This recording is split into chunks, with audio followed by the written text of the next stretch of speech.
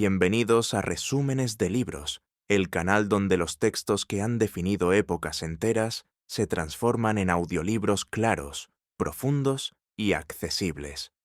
Hoy comenzamos una serie especial dedicada a una obra que, por su contenido y su contexto histórico, sigue generando debate casi un siglo después. El Camino de Octubre, escrita por Joseph Stalin en 1924.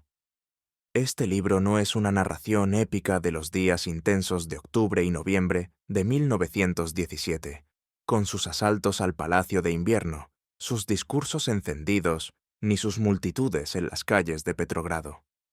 Para eso existen testimonios inolvidables como los de John Reed o análisis exhaustivos de otros protagonistas. Aquí Stalin ofrece algo diferente, un balance teórico y político sereno, escrito 7 años después de los hechos, con el propósito de extraer las lecciones esenciales que explican por qué la Revolución de Octubre no solo ocurrió, sino que triunfó y resistió. El texto nace en un momento crucial. Vladimir Lenin había fallecido en enero de 1924, dejando al partido bolchevique ante interrogantes enormes. ¿Era posible construir el socialismo en un país atrasado, devastado por la guerra civil y rodeado de potencias capitalistas hostiles? ¿Debía la Revolución rusa esperar indefectiblemente el triunfo simultáneo en Europa occidental o podía avanzar por su propia cuenta? Estas preguntas no eran abstractas, definían el rumbo práctico de la joven Unión Soviética. En ese contexto de debates internos y tensiones crecientes, Stalin publica El Camino de Octubre como una defensa apasionada de la línea leninista. Su objetivo es doble. Por un lado, demostrar que las condiciones históricas concretas hicieron posible la victoria proletaria en Rusia. Por otro, refutar posiciones que, según él, subestimaban las fuerzas revolucionarias internas y ponían en riesgo el avance hacia el socialismo.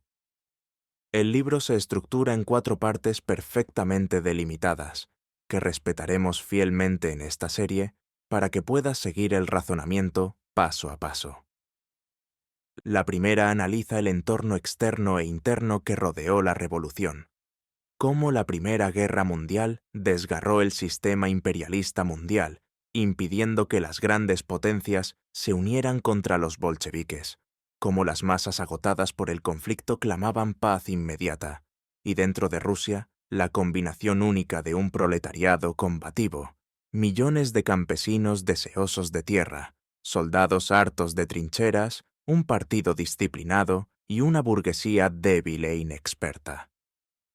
La segunda parte identifica 2 rasgos específicos que distinguen a Octubre de todas las revoluciones anteriores: la alianza sólida entre obreros y campesinos bajo dirección proletaria y la demostración práctica de que el socialismo puede comenzar a construirse victoriosamente en un solo país, gracias al desarrollo desigual del imperialismo que crea eslabones débiles en la cadena capitalista mundial. En la tercera sección, Stalin detalla las tácticas bolcheviques que convirtieron las ideas en poder real, la construcción paciente de un ejército político a través de la experiencia de las masas, el aislamiento sistemático de los partidos conciliadores, la evolución del lema «todo el poder a los soviets», hasta hacerlo instrumento de insurrección, y la importancia de que las masas comprobaran por sí mismas la justeza de cada consigna. Finalmente, la cuarta parte eleva la mirada al horizonte mundial. Octubre no fue un episodio aislado, ni un accidente feliz. Fue la primera brecha real en el frente imperialista global, el inicio concreto de la era de la revolución proletaria en todo el planeta, y la creación de una base sólida desde la cual apoyar y acelerar triunfos futuros en otros países. A lo largo de esta serie, mantendremos absoluta fidelidad al texto original. Explicaremos cada argumento con claridad, sin agregar interpretaciones externas, ni omitir las polémicas que Stalin plantea abiertamente, especialmente su crítica a la teoría de la revolución permanente y a quienes, en su opinión, desconfiaban de las capacidades del proletariado y el campesinado rusos. Nuestro propósito es simple, que al terminar tengas una comprensión completa y precisa de qué quiso transmitir esta obra, por qué fue importante en su momento, y por qué sigue siendo referencia obligada para quien desea estudiar la teoría marxista-leninista, la historia del comunismo y los debates que marcaron el destino de la Unión Soviética. Si estás listo para adentrarte en uno de los textos que ayudaron a definir el rumbo de un país y de un movimiento mundial entero, acompáñanos. Sin más preámbulos, iniciemos el recorrido con el primer capítulo, el entorno externo e interno de la Revolución de Octubre. Primera sección, el entorno externo e interno de la Revolución de Octubre. La Revolución de Octubre no fue un milagro aislado ni un golpe de suerte en medio del caos. Su triunfo, relativamente rápido al derrocar las cadenas del imperialismo y la dominación burguesa, se explica por una combinación precisa de factores externos e internos que crearon un terreno fértil único. Stalin inicia su análisis destacando tres circunstancias externas que facilitaron enormemente esa victoria proletaria. En primer lugar, la revolución estalló en un momento de feroz enfrentamiento entre dos bloques imperialistas, el anglo-francés y el austro-germánico. Estas potencias, enzarzadas en una lucha a muerte, no pudieron formar un frente común contra los bolcheviques. Al contrario, los revolucionarios rusos supieron explotar esas profundas contradicciones, atrayendo simpatías y debilitando cualquier intento de intervención unificada. Fue como si los propios enemigos del proletariado se neutralizaran mutuamente, dejando espacio para que la revolución respirara y se consolidara. La segunda circunstancia surgió directamente de la guerra imperialista misma. Las masas, exhaustas tras años de matanza interminable, anhelaban la paz con una intensidad desesperada. La consigna bolchevique de paz inmediata resonó como una promesa realista y urgente. Esto no solo movilizó a soldados y obreros rusos, sino que ganó adhesiones entre los proletarios de Europa Occidental, hartos de trincheras, y entre los pueblos oprimidos de Oriente, que veían en la Revolución rusa un ejemplo contra la opresión colonial. La guerra había convertido la demanda de paz en el eje de toda agitación revolucionaria. Finalmente, como tercer factor externo, el poderoso movimiento obrero que ya existía en Europa, junto a una crisis revolucionaria que maduraba tanto en Occidente como en Oriente, impulsada por el prolongado conflicto bélico. Esta oleada ascendente creó aliados naturales para la Revolución rusa, fortaleciendo su posición en el escenario mundial y dificultando que el imperialismo global la aplastara de inmediato. Pero las condiciones externas, por favorables que fueran, no bastaron por sí solas. Dentro de Rusia, un conjunto de factores internos completó el panorama, convirtiendo la posibilidad en realidad concreta. El proletariado ruso, concentrado en grandes industrias y con una tradición de lucha, formó la vanguardia decidida y consciente. A su lado se alinearon los campesinos pobres y la mayoría de los soldados, agotados por la guerra y atraídos por las promesas de tierra y fin del conflicto. Esta alianza masiva fue el motor imparable. Otro elemento clave, un partido bolchevique experimentado, disciplinado y estrechamente vinculado a las masas trabajadoras. Forjado en años de clandestinidad y batallas, este partido supo dirigir sin vacilaciones. Enfrente, los enemigos aparecían notablemente débiles. La burguesía rusa, joven e inexperta, carecía de la astucia y el arraigo de sus contrapartes europeas. Los grandes terratenientes, monárquicos por tradición, quedaron desmoralizados tras la caída del zar. Y los partidos conciliadores, mencheviques y socialrevolucionarios, se hundieron en el descrédito al defender políticas que prolongaban la guerra y traicionaban las aspiraciones populares. A esto se sumaba el inmenso territorio ruso, que permitía retiradas estratégicas y maniobras para desgastar a los contrarrevolucionarios.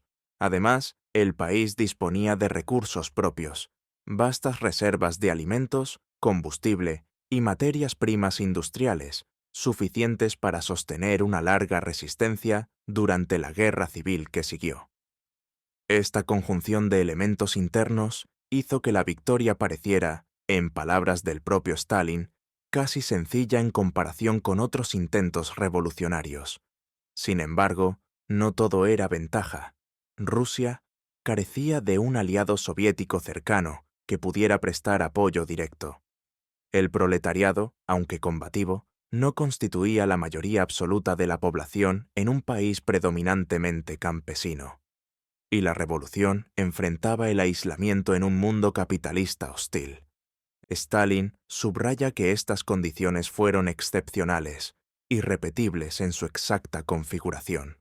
Lenin mismo lo advertía al analizar fracasos posteriores, como la Revolución Alemana de 1923.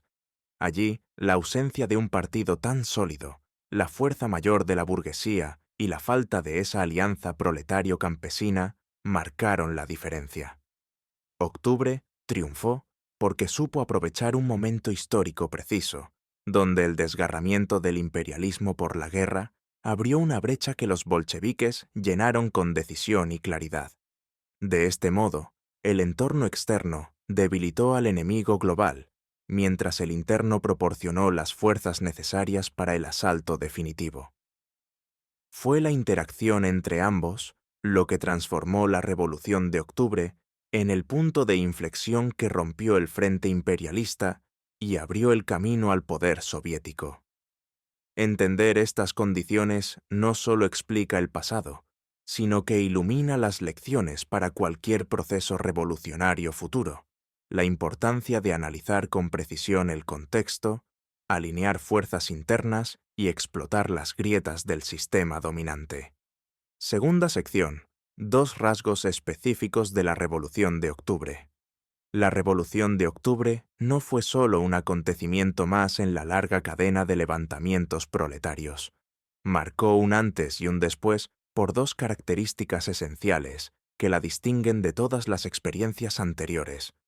Stalin las presenta como los rasgos definitorios que explican su profundidad y su capacidad para abrir una nueva era histórica. El primero se refiere a la forma en que se estableció la dictadura del proletariado. El segundo, a la posibilidad misma de que el socialismo triunfe inicialmente en un solo país, incluso en uno atrasado como era la Rusia de 1917. Comencemos por el primer rasgo. La dictadura del proletariado surgió como una alianza estrecha y sólida entre el proletariado y las amplias masas trabajadoras pequeño-burguesas, especialmente los campesinos pobres y medios. Lo decisivo no fue solo la alianza en sí, sino quién la dirigía. El proletariado, a través de su vanguardia bolchevique, ocupó el puesto de mando. Esta unión permitió arrebatar al enemigo burgués sus reservas más importantes, millones de campesinos que, en revoluciones anteriores, habían terminado del lado de la contrarrevolución. En las revoluciones francesas de 1848 y 1871, por ejemplo, los campesinos se alinearon con la burguesía o con los restos del antiguo régimen, y eso selló el fracaso del movimiento obrero. En octubre ocurrió lo contrario. Los campesinos vieron en los bolcheviques la fuerza que les entregaba la tierra y la paz, y aceptaron seguir el liderazgo proletario. Lenin definió esta dictadura como una alianza especial de clases, dirigida contra el capital, destinada a suprimir la resistencia de los explotadores y a llevar la sociedad hacia el socialismo. No era un simple gobierno obrero aislado, sino una coalición que garantizaba la estabilidad del poder recién conquistado. Esta forma de dictadura no quedó limitada a las condiciones rusas. Lenin la extendió como modelo para todas las naciones oprimidas por el imperialismo y para los pueblos coloniales y semicoloniales. De ahí que el bolchevismo se convirtiera rápidamente en una doctrina de alcance internacional, aplicable más allá de las fronteras de Rusia. Aquí entra la crítica directa a la teoría de la revolución permanente tal como la formulaba Trotsky. Desde 1905, Trotsky había sostenido que los campesinos rusos eran incapaces de desempeñar un papel revolucionario independiente y que tras la toma del poder chocarían inevitablemente con el proletariado. En su visión, el gobierno debía ser exclusivamente obrero, sin compromisos con las masas campesinas, y el socialismo ruso solo podría sobrevivirse si la revolución europea llegaba de inmediato a rescatarlo. En el prefacio de 1922 a su libro sobre 1905, Trotsky seguía insistiendo en que la revolución rusa era burguesa en sus objetivos inmediatos, pero proletaria en sus métodos, y que sin una victoria rápida en Occidente, estaría condenada al estancamiento o al retroceso. Stalin contrapone esta posición a la línea leninista. La alianza proletario-campesina no fue un mal menor temporal, sino la base misma de la victoria y de la construcción socialista. Subestimar al campesinado, como hacía Trotsky, equivalía a subestimar las fuerzas reales del proletariado ruso y a depositar toda la esperanza en factores externos incontrolables. Esa desconfianza en las capacidades internas del movimiento ruso llevaba, según Stalin, a conclusiones mencheviques. Sin revolución europea simultánea, la revolución rusa debía detenerse a mitad de camino o incluso retroceder.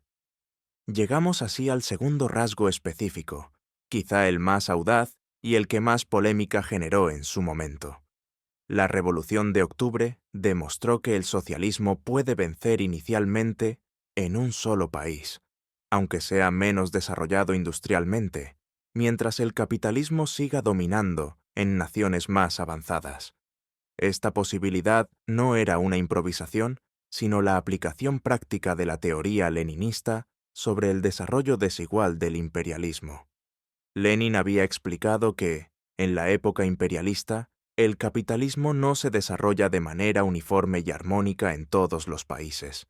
Crece a saltos, de forma espasmódica, generando contradicciones agudas, guerras interimperialistas y eslabones débiles en la cadena mundial.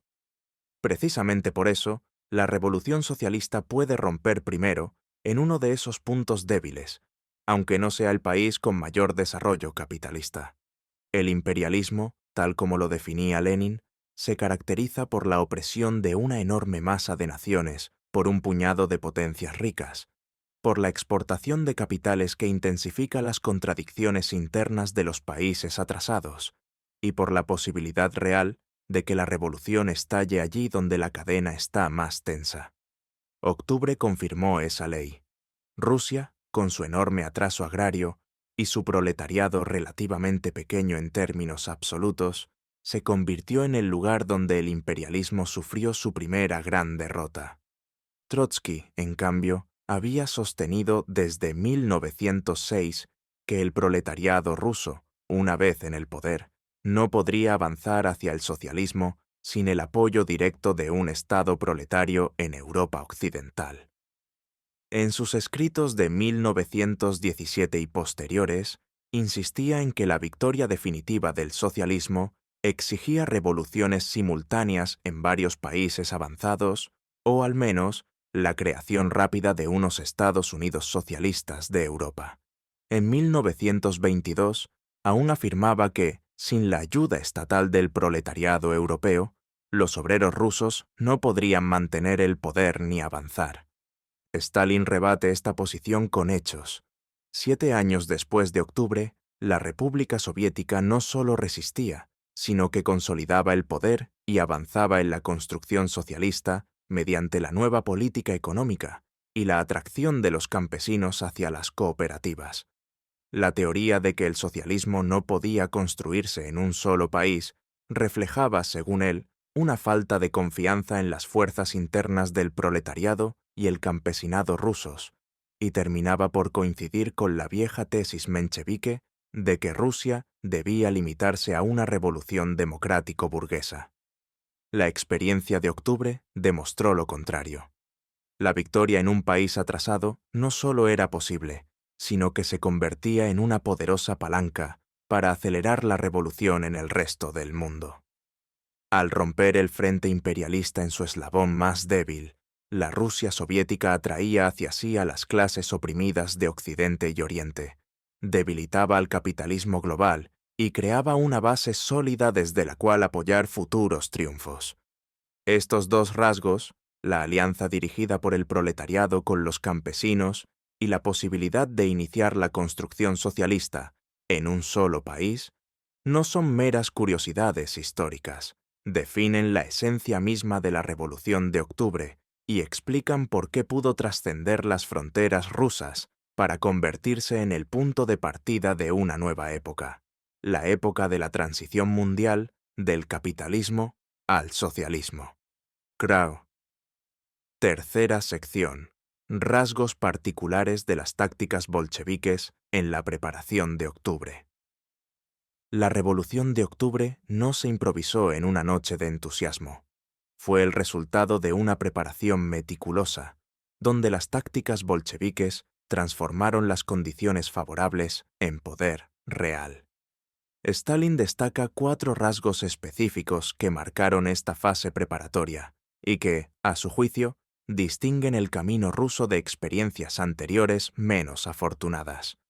El primer rasgo fue el liderazgo único e indiviso del partido bolchevique durante todo el proceso. Los bolcheviques no esperaron a que las masas se levantaran solas. Construyeron pacientemente un auténtico ejército político, forjado en el fuego de las luchas concretas, manifestaciones callejeras, elecciones a los soviets, huelgas, la revuelta de Kornilov y las propias conquistas soviéticas. A diferencia de un ejército militar tradicional, este se formaba en medio del combate de clases, donde cada lema se ponía a prueba ante los ojos de millones. Lenin señalaba que, antes de abril de 1917, y especialmente hasta julio, el movimiento espontáneo de las masas superaba al partido, porque los soviets estaban dominados por fuerzas conciliadoras. En ese período, los bolcheviques tuvieron que frenar impulsos prematuros para evitar derrotas aisladas. Pero una vez que las masas verificaron en la práctica la justeza de las consignas bolcheviques, el liderazgo único permitió concentrar todas las energías en el momento decisivo. Este rasgo explica por qué octubre triunfó donde la Comuna de París de 1871 fracasó. Allí, la ausencia de un partido centralizado y disciplinado dejó al proletariado dividido y vulnerable. El segundo rasgo consistió en el aislamiento sistemático y consciente de los partidos conciliadores, mencheviques y socialrevolucionarios. Estos grupos actuaban, según Stalin, como el principal apoyo social del imperialismo dentro del movimiento obrero, al tratar de reconciliar a las masas con la burguesía provisional. Lenin había establecido una regla clara. Para romper la influencia imperialista sobre los obreros, era imprescindible aislar políticamente a esos intermediarios. Antes de la Revolución de Febrero, los bolcheviques concentraban su fuego contra los cadetes, representantes directos del imperialismo. Tras febrero, el objetivo principal pasaron a ser mencheviques y socialrevolucionarios. Cada paso de estos partidos, continuar la guerra imperialista, apoyar al gobierno de Kerensky, coquetear con Kornilov, fue expuesto implacablemente.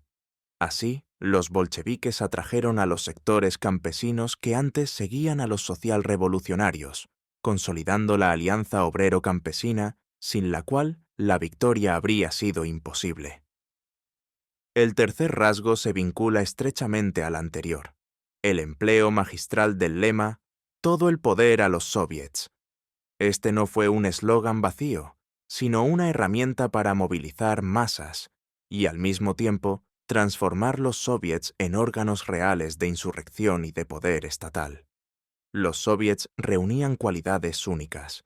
Eran una fuerza armada formada por obreros y campesinos, mantenían vínculos directos con las fábricas y los regimientos, poseían autoridad democrática, incluían a los sectores más avanzados y, sobre todo, combinaban la agitación parlamentaria con la acción directa de las masas.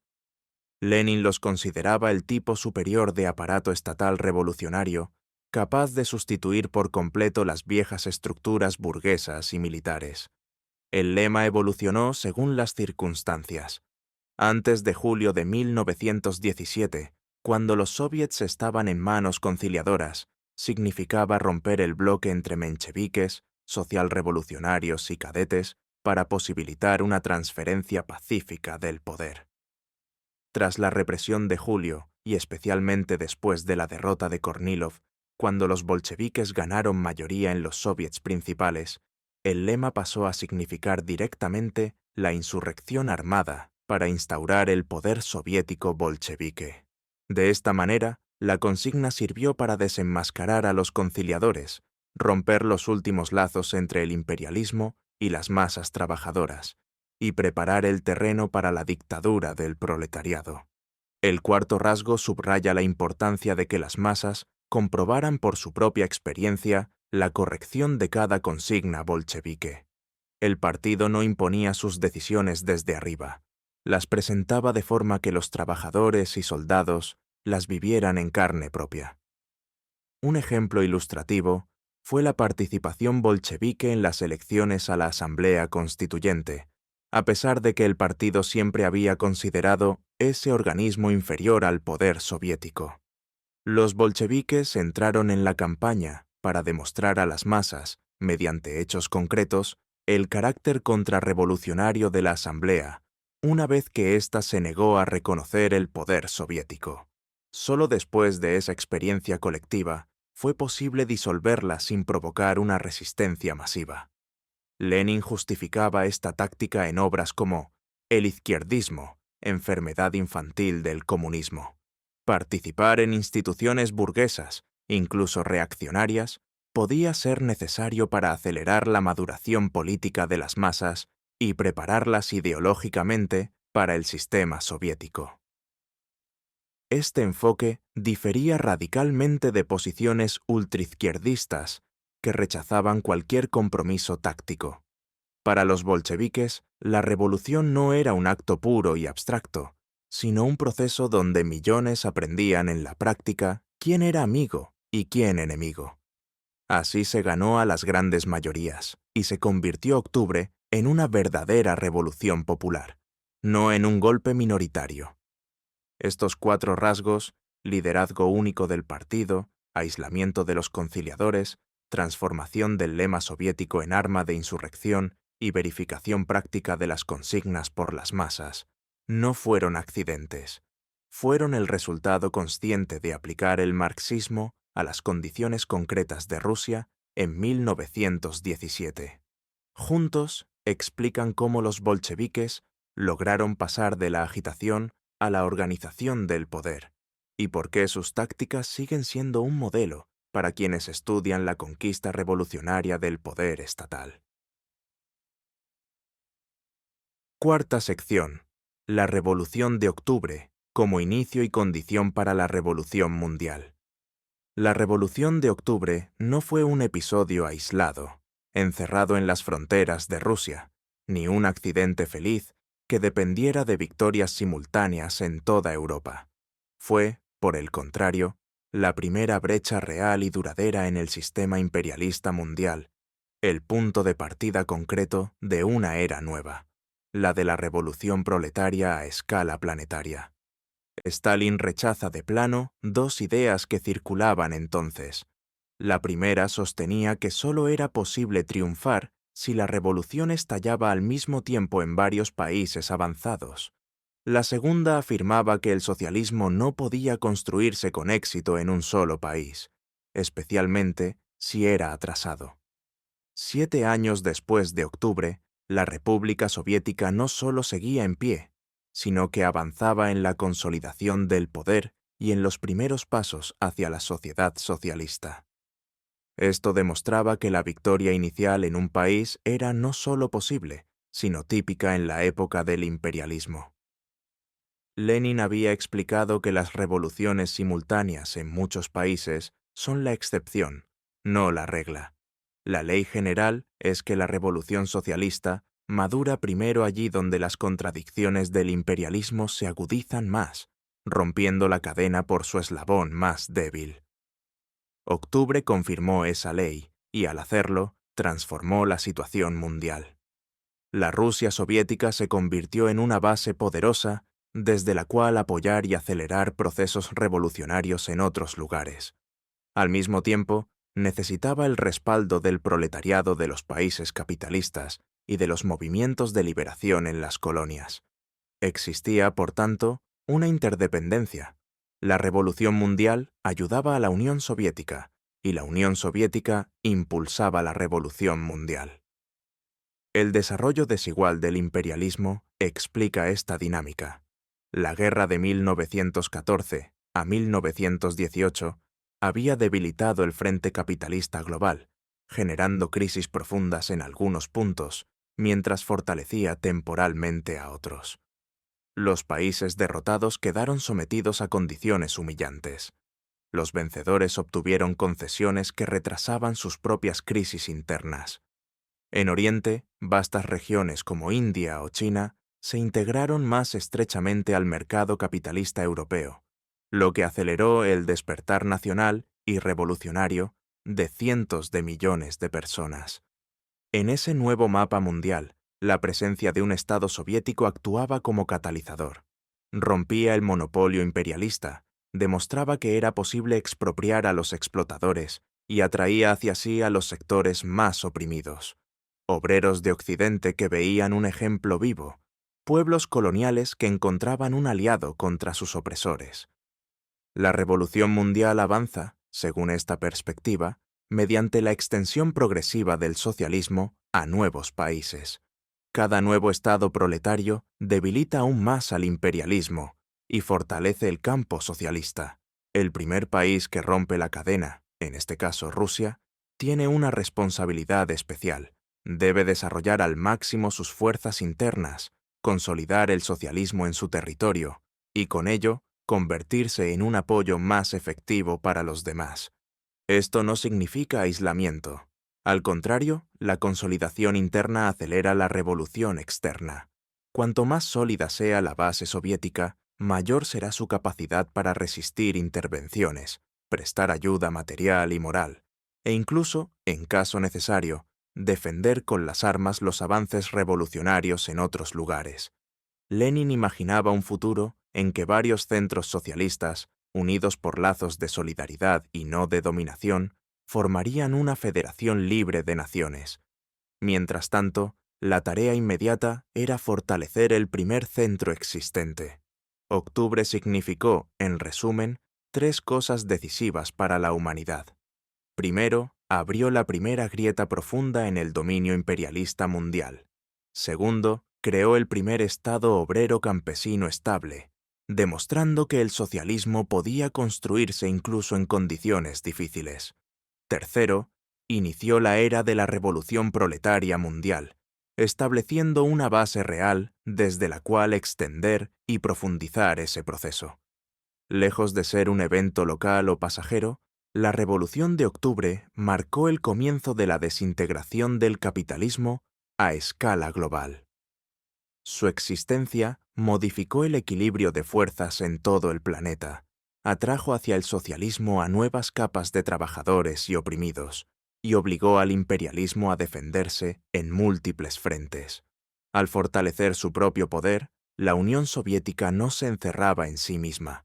Se convertía en el apoyo más firme para quienes, en cualquier rincón del mundo, decidieran seguir su ejemplo y romper, a su vez, las cadenas del viejo orden. Conclusión. Hemos llegado al final de este recorrido por El Camino de Octubre, una obra que, escrita en 1924, no pretende ser un relato cronológico de los días ardientes de 1917, sino un análisis sereno y profundo de por qué aquella revolución no solo estalló, sino que venció y abrió una grieta irreversible en el orden mundial establecido. A lo largo de estas 4 secciones, hemos visto cómo Stalin desentraña las condiciones que hicieron posible el triunfo, el desgarramiento del imperialismo por la guerra, la debilidad relativa de los enemigos internos, la fortaleza de un partido disciplinado y la alianza decisiva entre obreros y campesinos.